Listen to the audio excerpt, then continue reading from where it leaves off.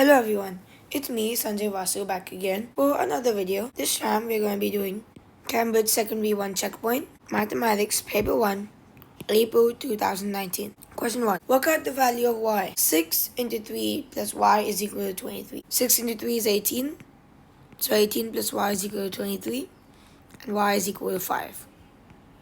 Question 2. Blessy thinks of a number and multiplies it by 3. She then subtracts 6. Her final answer is 15. Work out the number Blessy started with. To do this, we can say Blessy thinks of a number n, multiplies it by 3, subtracts 6. The answer is 15. So that's the equation which we have formed due to this information. That means 3n is equal to 21, n is equal to 7. So Blessy started with 7. Question 3. Gabriella has 3 bottles of water. Each bottle contains 500 milliliters of water. Work out the total quantity of water. Give your answer in liters. The total quantity will be 500 into 3, which is equal to 1500 ml, which is 1.5 liters. That's the answer. Question 4. Jamila has a recipe for biscuits. To make 12 biscuits, 250 gram oats, 125 gram butter, 100 gram sugar, and 2 tablespoons syrup. Jamila makes 36 biscuits. How much butter does she need? 36 is equal to 3 into 12, which means 3 batches of 12 biscuits. That means we need 3 amounts of 125 gram butter. That's equal to 3 into 125, 375 grams butter. That's the answer. Question 5. Here's a number fact. Use this to work out 3 by 8 into 4 by 5. The number fact over here is 3 by 8 into 2 by 5 is equal to 3 by 20. 3 by 8 into 4 by 5. We can notice that 4 by 5 is equal to 2 into 2 by 5. That means 3 by 8 into 4 by 5 is equal to 3 by 8 into 2 by 5 into 2. We know that this is equal to 3 by 20, which means 3 by 20 into 2. The answer is 6 by 20 or 3 by 10. Question 6. Draw a ring around the two numbers that are exactly divisible by 9. So how do you say the number is divisible by 9? The sum of the digits must be divisible by 9, or they must be a multiple of 9. 3 plus 9 is 12, and it's not divisible by 9. 5 plus 4 is 9.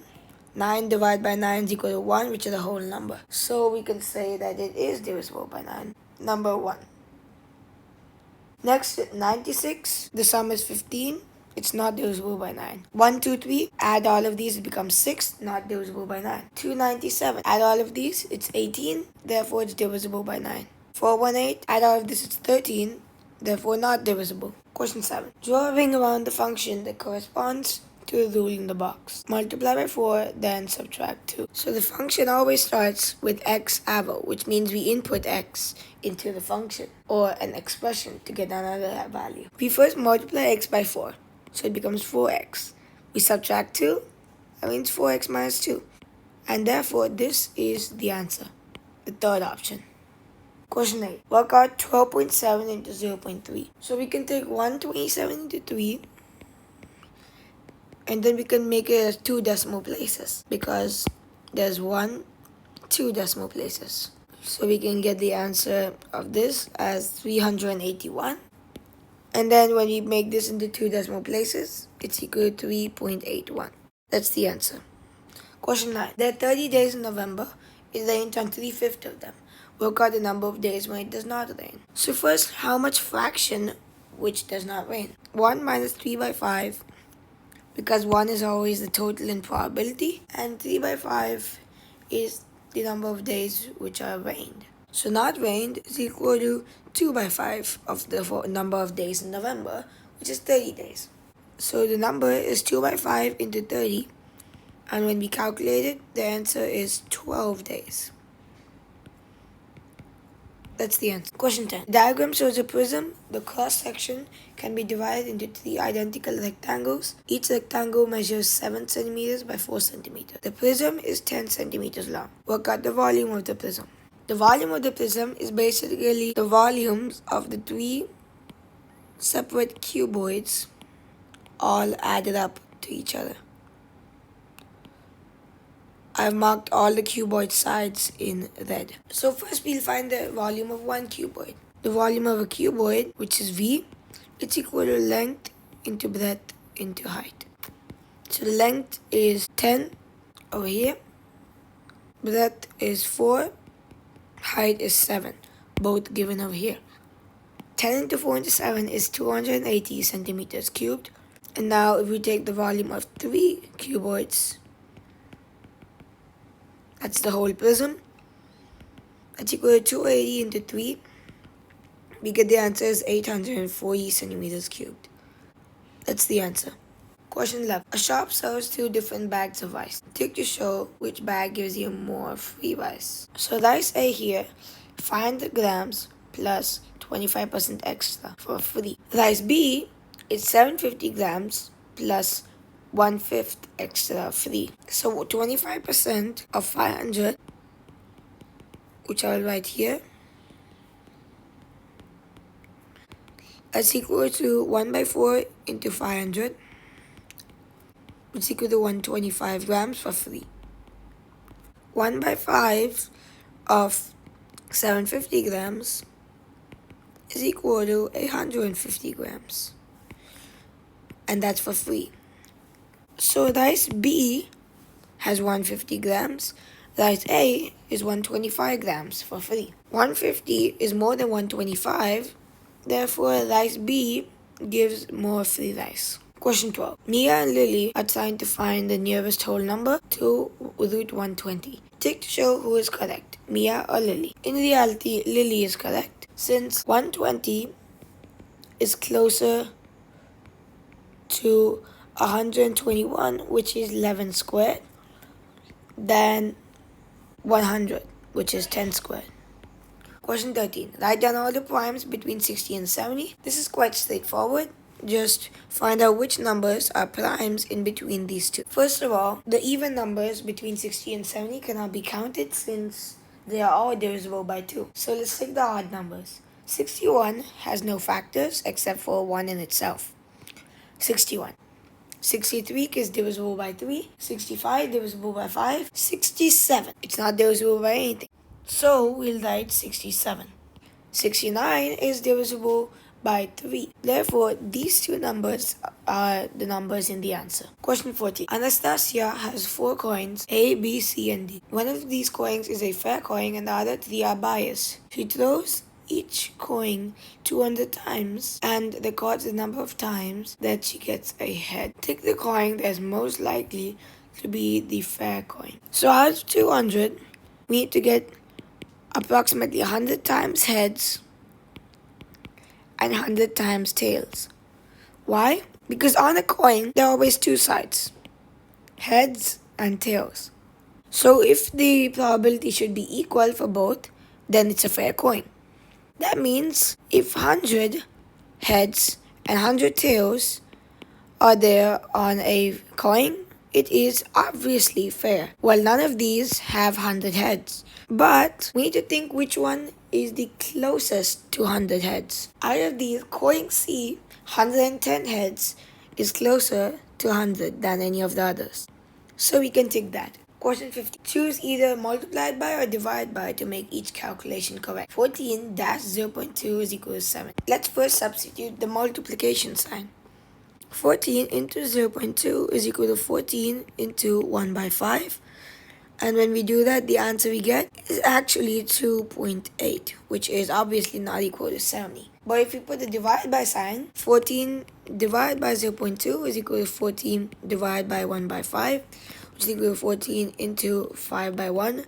That's 14 into 5, which is 70. So we get the answer 70 in this. So we get divided by. 16 dash 1.25 is 20. Let's substitute multiplication. 16 into 1.25. That's equal to 16 into 1/4. 16 into 5/4. And now we can cancel out. 4 into 5 is equal to 20. So we get the correct answer with multiplication. 20 dash 0.5 is equal to 10. Let's substitute multiplication. 20 into 0.5 is equal to 20 into 1/2. That's equal to 10 because we can cancel it out. Therefore, the correct answer is multiplication. 36 dash 0.75 is 48. So 0.75 is 3/4. Now 36 into 0.75. Let's do that first. 36 into 3 by 4. Now we can cancel out. That makes it 27. And that's not equal to 48. Now let's do 36 divided by 0.75. 36 divided by 3 by 4. 36 into 4 by 3. And now we can cancel out. 12 into 4 is equal to 48. And the answer we need is 48. Therefore, the answer is division. Question 16. Calculate the size of each exterior angle of a regular 10-sided polygon. The exterior angle is 360 divided by the number of sides, n. That's equal to 360 by 10. That's equal to 36 degrees. That's the answer. Question 17. Here are the timetables for trains running from Dipside to Flaghaven and Flaghaven to Hamburg. A. Oliver plans to take the 11:06 train from Dipside to Flaghaven next Wednesday. Calculate how long his journey will take. So for Dipside to Flaghaven, the train at 11:06 on Wednesday, Monday to Friday. So we have Wednesday inside this. Now it takes this much time to get to Flaghaven. It's 13:24 minus 11:06. That's equal to 2 hours and 18 minutes. That's the answer. B. To travel from Dipside to Hamburg, passengers must change trains at Flaghaven. He needs to travel from Dipside to Hamburg next Saturday. He must be at Hamburg before 18:15, which is 6:15 p.m. Work out the time of the latest train he can take from Dipside. He's taking it on Saturday, so it's going to be in this timetable. He needs to be there before 18:15 at Hamburg. So we need to see the last row, and we know that this section is not possible. But we also need to take into account this side. So if we are coming here, the train starting from Dipside at 5:36 cannot come for any of the trains, since this time is before 8:10 here. But if we come this way, then he can come here, but we don't want to go there. We want to come in the third timetable, because that's the latest time we can come before 6:15. Which means we need to come at a time before 3:30. And that can be done by taking the second train and the third train on Flaghaven. So the second train from Dipside starts at 12:36. And that's the answer. Question 18. Each of these numbers written as a product of prime factors. Use this info to write A. 539 by 847 as a fraction in its simplest form. 847 and 539, their prime factors are given here. 11 to 7 squared is equal to 539. 7 to 11 squared is 847. If you take 539 divided by 847, you can cancel out one of the 11s and one of the 7s. So what's remaining is a 7 over here and 11 down there. So the answer is 7 by 11. B. 55 by 539. 55 is 5 into 11 and dividing that by 11 into 7 squared. That's equal to, we can cut this out. It's 5 by 7 squared, which is 49. That's the answer.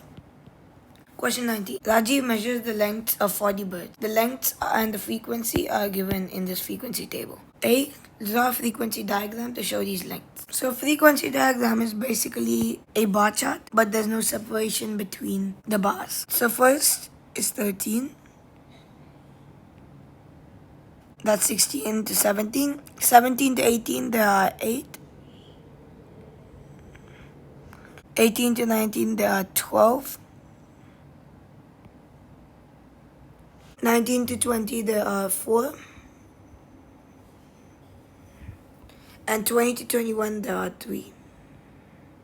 So that's the answer. B. Rajiv says that the median length is in the interval 18 less than or equal to L less than 19. Take to show if Rajiv is correct or not. Rajiv is correct or not correct. Give a reason.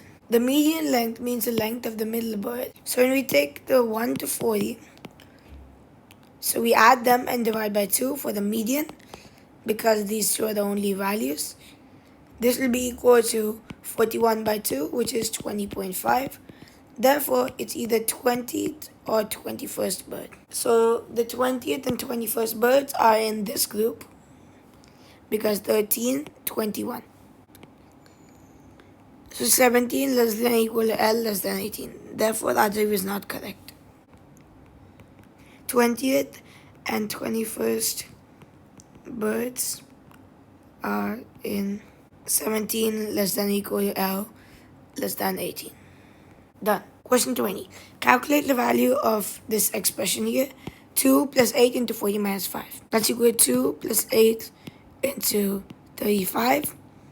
And when we get this, it's equal to 2 plus 280. That's 282. That's the answer. Question 21. Chen investigates how people in his town will vote in an election. Here are 3 methods he uses to collect data. Tick the correct box to show whether each method collects primary or secondary data. Primary data is data you've collected by yourself, but secondary data is data which you look on the internet for, which means you haven't collected by yourself. You read it in the internet or in a book or a newspaper or something like that. But if you collected yourself, like asking someone or doing your own survey, that means that it's primary. First, ask the parents of his friends. That's primary. Look for survey results on the internet. Secondary. Go to the library to look up the results of the last election. Secondary. Question 22. Work out the missing amount in this statement. 20% of $30 is 40% of dash dollars. 20% of $30 is equal to 1/5 of $30, which is $6. That's equal to 40% or 0.4 into X dollars. X is equal to 6 divided by 0.4, which is 2 by 5. That's equal to 6 into 5 by 2. And when we cancel it out, it becomes $15. That's the answer. Question 23. Here's a list of numbers.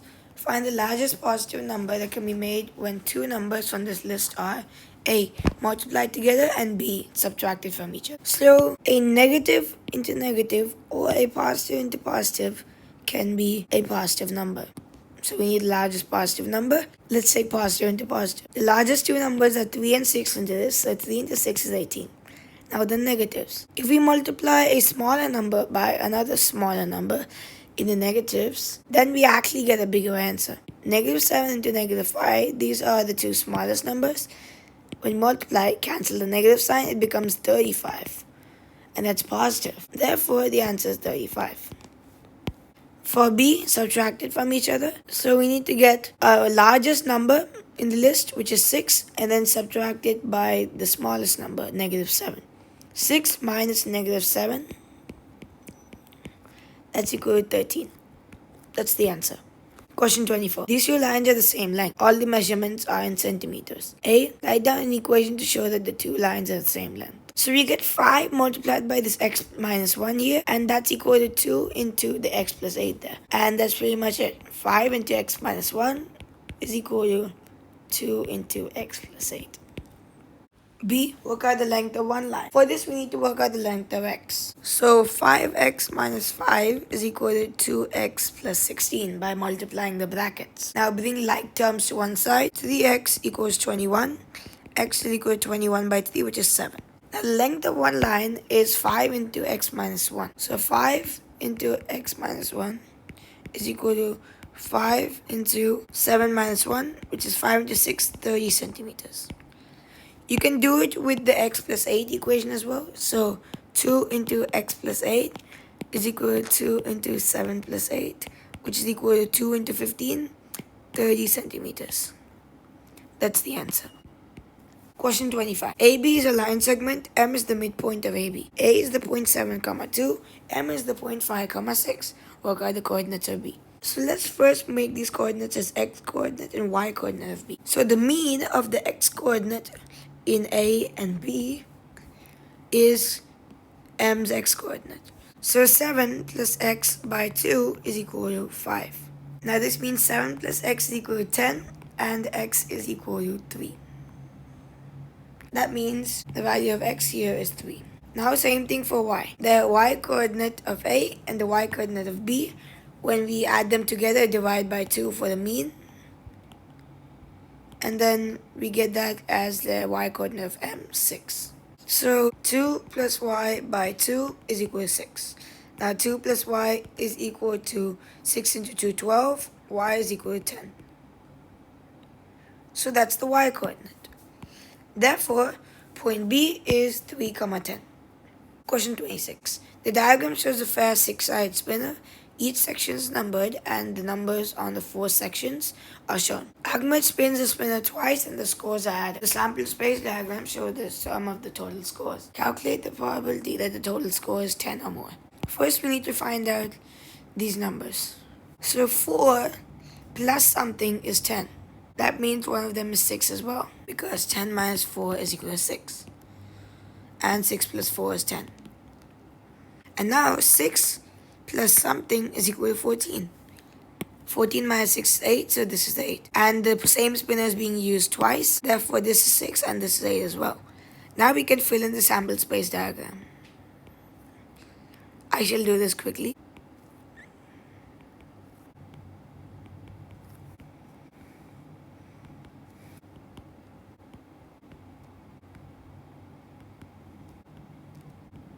And that's the sample space diagram. Now the probability that the total score is 10 or more.